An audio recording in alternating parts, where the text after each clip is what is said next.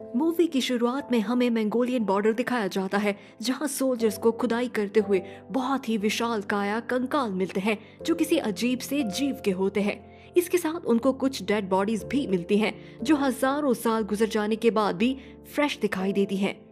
इसके बाद हमें मूवी में सन 1979 का समय दिखाया जाता है, जहां हम प्रोफेसर यंग को देखते हैं जो इस पहाड़ को डिस्कवर करने के लिए एक टीम रेडी करता है। फिर हमें एक यंग सोल्जर हुबाई दिखाया जाता है जो यहाँ काफी समझ से काम कर रहा होता है।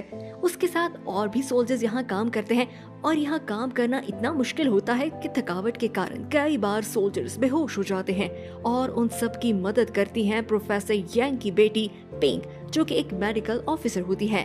हुबाई और पिंग यहाँ काफी समय से होते हैं, इसीलिए दोनों एक दूसरे को पसंद करने लगते हैं और हुबाई को लगता है कि शायद वो पिंग को पिछले जन्म से जानता है। एक दिन सभी लोगों को एक बहुत विशाल काया क्रीचर का सर मिल जाता है। उसे निकालते ही अर्थक्वेक आने लगता है और अचानक केव में बहुत बड़ा एक्सप्लोसिव होता है, जिसके कारण कई लोग मर जाते हैं।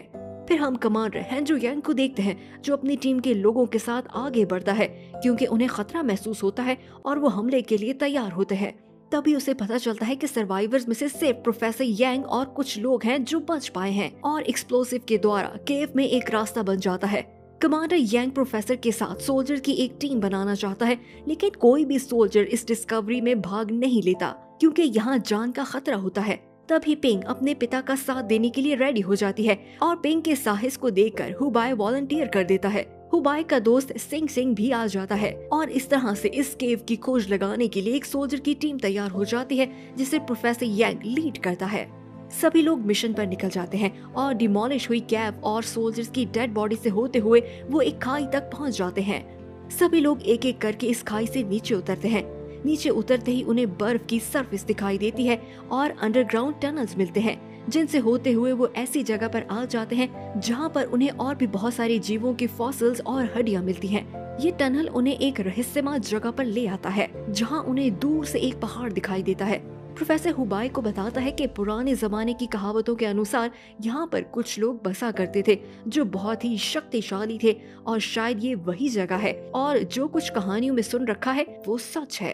तभी एक सोल्जर उन्हें बताता है कि उन्हें बहुत बड़े कदमों के निशान मिले हैं जो दिखने में डायनासोर के निशान जैसे लगते हैं। सभी लोग इन कदमों के निशानों का पीछा करते हुए आगे बढ़ते हैं, लेकिन ये नहीं जानते कि आगे एक बहुत बड़ा डायनो उनका इंतजार कर रहा है। रास्ते में उन्हें अजीब तरह के बर्ड्स दिखाई देते हैं, लेकिन जब सभी लोग उन्हें पास से देखते हैं तो पता चलता है कि ये सब बहुत ही अजीब से नन्हे चमगादड़ होते हैं।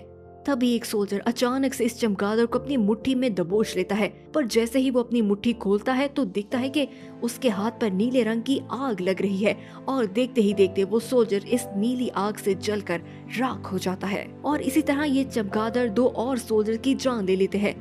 ये सब होता हुआ देख सभी सोल्जर इन बैट पर गोलियां बरसाने लगते हैं और दूर से एक बहुत बड़ा क्रीचर उनकी गोलियों की आवाज सुन लेता है और आवाज का पीछा करते हुए उनकी ओर बढ़ने लगता है। इस क्रीचर के मूव होने से एवालांच आ जाता है जिसमें फंसकर कई सोल्जर्स अपनी जान से हाथ धो बैठते हैं और यहाँ से भागते हुए ऐसी जगह पर आ जाते हैं जहाँ उनके पास जंप करने के सिवा और कोई चारा नहीं होता। ग्रुप के सभी लोग रस्सियों की मदद से इस खाई में कूद जाते हैं और तभी अचानक हुबाई और पिंग एक बर्फीली चट्टान के कारण हवा में लटक जाते हैं और उनकी रस्सी टूट जाती है, जिससे वो गहरी अंधेरी खाई में गिरते हुए दिखाई देते हैं। अगले सीन में हमें दिखाया जाता है कि पिंग और हुबाई जिंदा बच जाते हैं। हुबाई इस बात को लेकर हैरान दिखाई देता है कि आखिर वो जिंदा कैसे बच गए। ग्रुप में सिर्फ 4 लोग बच जाते हैं, जिनमें हुबाई, पिंग, प्रोफेसर और शिंग शिंग होते हैं। इसके बाद चारों बचा कुचा सामान इकट्ठा करते हैं और यहाँ से निकलने की कोशिश करते हैं। कुछ समय बाद वो एक बहुत बड़ी गुफा में आ जाते हैं जिसके सेंटर में उन्हें एक विशाल टावर दिखाई देता है। प्रोफेसर इस टावर को पहचान लेता है और बताता है कि ये कंदलिन का रहस्यमय पैलेस है और इस जगह के बारे में ये बात फेमस है कि इसके 9 लेवल्स हैं जिनमें शैतान को कैद कर रखा है और इस टावर में सभी डीमंस की एक रानी भी कैद है जो धरती पर राज करना चाहती है। प्रोफेसर अपने घुटनों के बल बैठ जाता है और इस मंदिर की कैंडल को जला देता है, जिससे आग निकलती हुई टावर को लपेट में लेती है और बहुत सारे अजीब से चमगादड़ इसका घेराव कर लेते हैं। प्रोफेसर पिंग और हुबाई दोनों को टावर के अंदर भेज देता है, जहां उन्हें एक अजीब सी रोशनी नीचे आती हुई दिखाई देती है और देखते ही देखते पूरी केव बहुत सारे क्रीचर से भरने लगती है। शिंगशिंग इस कैंडल को बुझा देता है क्योंकि उसे लगता है कि शायद हमने नर्क का दरवाजा खोल दिया है। पर शिंगशिंग के ऐसा करते ही टावर नष्ट होने लगता है और वो चमगादड़ इन पर हमला करने लगते हैं। बाकी सभी लोगों की जान बचाने के लिए शिंगशिंग खुद की कुर्बानी देता है और चमगादड़ के हमले का शिकार हो जाता है ताकि उनका ध्यान बटाया जा सके और बाकी लोगों को बाहर निकलने का मौका मिल जाए। टीम के बचे हुए लोग इस केव से बाहर निकलने की कोशिश करते हैं। इसके बाद तीनों लोग एक एग्जिट पर आ जाते हैं जहां इन्हें एक वाटरफॉल दिखाई देता है। चमगादड़ इनके करीब आ जाते हैं। हुबाई इनका मुकाबला करता है लेकिन उनमें से एक चमगादड़ हुबाई पर हमला करता है जिससे उसके शरीर पर आग लगने लगती है।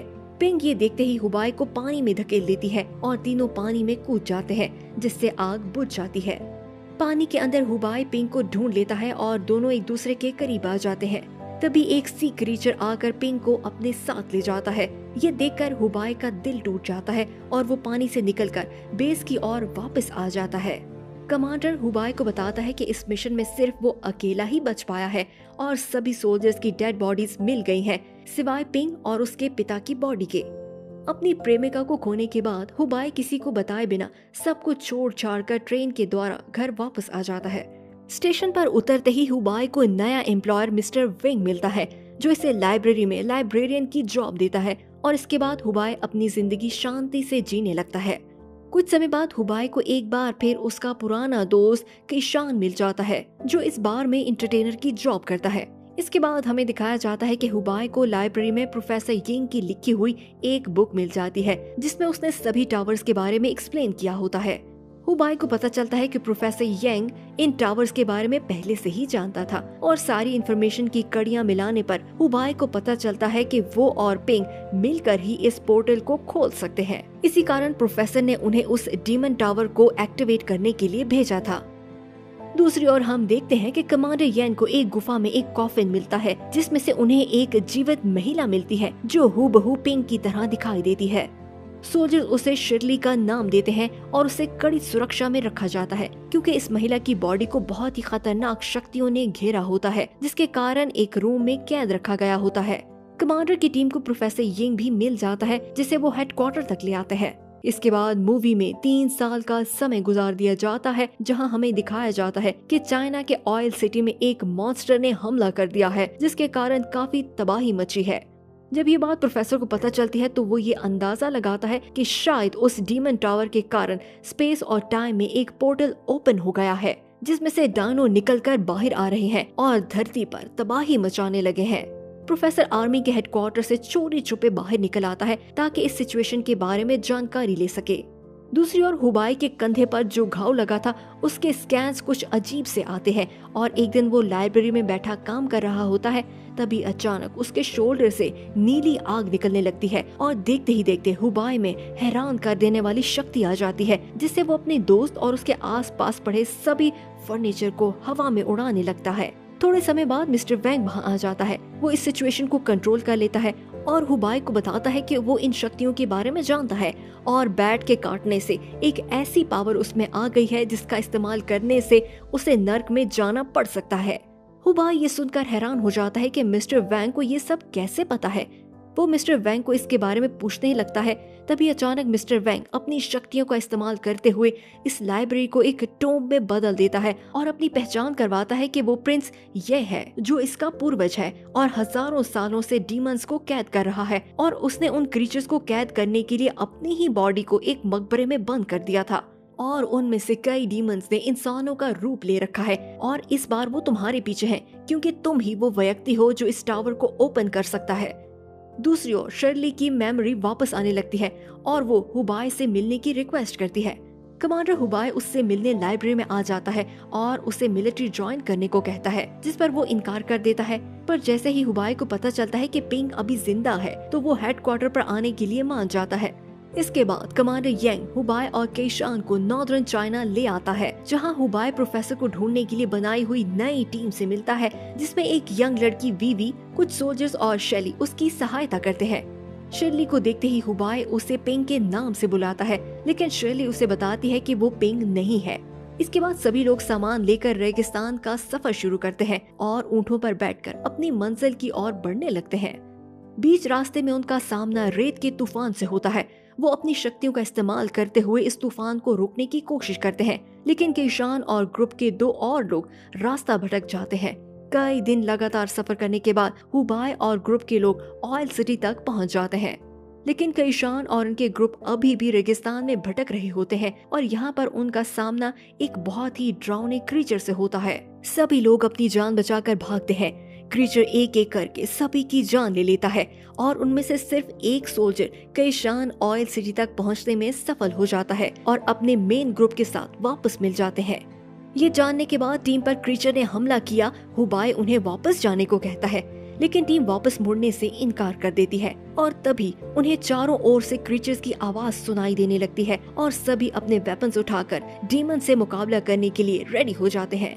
अचानक एक क्रीचर उन पर हमला करने वाला होता है और सभी लोग बड़ी तेजी से उसका मुकाबला करते हैं और उसे मार गिराते हैं। तभी उन्हें दूसरा क्रीचर दिखाई देता है और जैसे ही वो पीछे मुड़कर देखते हैं तो पहले वाला गायब हो जाता है। इस बात का साफ मतलब होता है कि ये क्रीचर जादुई होते हैं और मरने के बाद फिर से जीवित हो जाते हैं।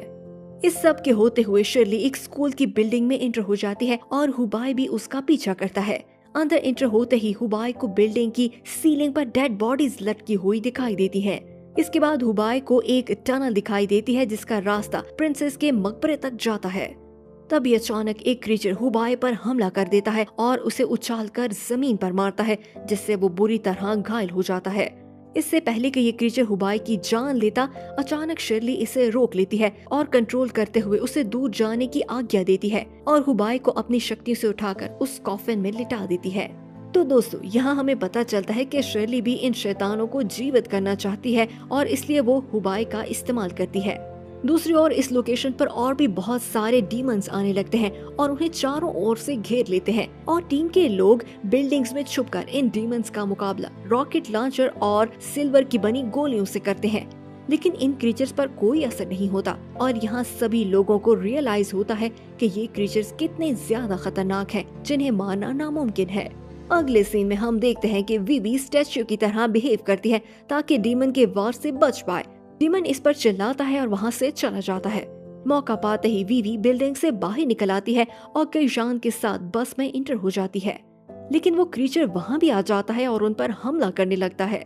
दूसरी ओर हुबाई की आंख खुल जाती है और वो मदद के लिए चिल्लाने लगता है और तभी उसकी शक्तियाँ उसके शरीर के घाव को भरने लगती हैं। पर अचानक से वो टेलीपोर्ट होकर डेमन टावर वाली गुफा में पहुंच जाता है, जहाँ वो देखता है कि वो क्रीचर पिंक की बॉडी को डीमन क्वीन के हवाले कर रहे हैं। यहाँ हुबाई को पता चलता है कि डीमन क्वीन ने पिंक की बॉडी को अपने वश में किया हुआ है। क्रीचर के जाते ही हुबाई डीमन क्वीन से मिलता है और इसे कहता है कि वो पिंक की जान बख्श दे, लेकिन क्वीन उसकी बात से इनकार कर देती है क्योंकि सिर्फ पिंक की बॉडी की मदद से ही वो पोर्टल को ओपन कर सकती है। क्वीन हुबाई से कहती है कि वो इस टावर को एक्टिवेट करने में उसका साथ दे, लेकिन हुबाई उसकी बात मानने से इनकार कर देता है और कहता है कि उसे ऑयल सिटी में वापस दोबारा भेज दिया जाए और कहता है कि शायद वो इसका कोई और रास्ता निकालेगा। क्वीन सरप्राइजिंगली हुबाई की बात मान जाती है और इसे वापस ऑयल सिटी में टेलीपोर्ट कर देती है। यहाँ पहुँचते ही हुबाई को पता चलता है कि केशान और वीवी पर एक क्रीचर हमला कर रहा है। हुबाई रॉकेट लॉन्चर से इस पर निशाना लगाता है और इसे नष्ट कर देता है। तभी ये दूसरा क्रीचर हुबाई पर वार करता है, लेकिन शर्ली उसे बचा लेती है क्योंकि टावर ओपन करने में उसे उसकी जरूरत होती है। इसके बाद शर्ली हुबाई को अपनी बाहों में ले लेती है और बताती है कि वो इसके साथ सुरक्षित है। हुबाई ये बात जानता है कि पिंक कभी भी वापस नहीं आ सकती, इसलिए वो शर्ली को गन से 3 बार शूट करता है और उसकी जान ले लेता है। ऐसा करते ही सभी क्रीचर्स गायब होने लगते हैं और टावर टूटने लगता है। शर्ली ये बात स्वीकार कर लेती है कि सिर्फ वही है जो इसकी जान ले सकता है। ये कहते ही अचानक शर्ली मरने से पहले हुबाई को किस कर देती है और जमीन पर गिर जाती है। दोस्तों, यहाँ पर हम शर्ली को पिंक में बदलता हुआ देखते हैं और पिंक हुबाई को आखिरी समय एक साथ देखकर खुश दिखाई देती है। हुबाई हार नहीं मानता और इसे उठाकर क्वीन के कॉफिन तक ले आता है और इसे कॉफिन में लिटा देता है, ये सोचकर कि शायद वो इसे दोबारा जीवित कर लेगा, और खुद भी इसके साथ लेट जाता है और इसके माथे को चूमता है और ऐसा करते ही वो पिंक की यादों में एंटर हो जाता है।